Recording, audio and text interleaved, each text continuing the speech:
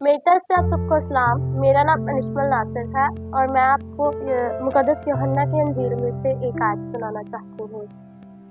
مقدس یوحنا کی انجیل اس کا 3 باب اس کی 15 آیت سے، تاکہ جو کوئی اس پر ایمان لائے ہلاک نہ ہو بلکہ ہمیشہ کی زندگی پائے، کیونکہ خدا نے دنیا کو ایسا پیار کیا کہ اس نے اپنا اکلوتا بیٹا بخش دیا، تاکہ جو کوئی اس پر ایمان لائے ہلاک نہ ہو بلکہ ہمیشہ کی زندگی پائے، کیونکہ خدا نے بیٹے کو دنیا میں اس لیے نہیں بھیجا کہ دنیا میں فتویٰ دے، بلکہ اس لیے کہ دنیا اس کے وسیلہ سے نجات پائے۔ خدا ان کے پاک کلام پڑھے اور سنے جانے پر خدا کی برکت ہو۔ مقدس یوحنا کی انجیل اس کا 6 باب 16 آیت سے 21 آیت تک، یسوع کا پانی پر چلنا۔ اور جب شام ہوئی تو اس کے شاگرد جھیل کے کنارے گئے اور کشتی پر چڑھ گئے، جھیل کے پار کفرنہوم کی طرف چلے جا رہے تھے۔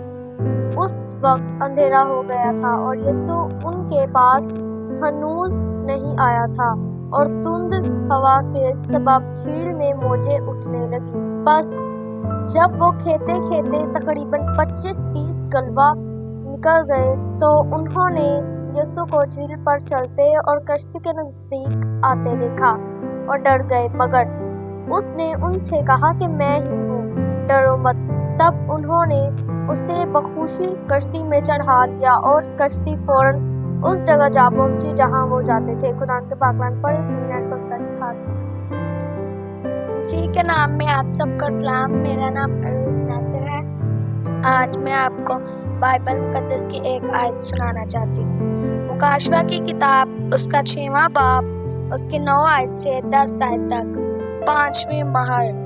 اور اب اس نے 5 مہر کھولی تو میں نے قربان گاہ کے نیچے ان کی روحوں کو دیکھا جو خدا کے کلام کے سبب سے اور گواہی پر قائم رہنے کے باعث قتل کیے گئے تھے، اور انہوں نے بلند آواز سے چلا کر کہا کہ اے خداوند قدوس بروحق، تو کب تک عدالت نہ کرے گا اور زمین کے باشندوں سے ہمارے خون کا بدلہ نہ لے گا۔ خدا کے پاک کلام پڑھے اور سن جان پر خدا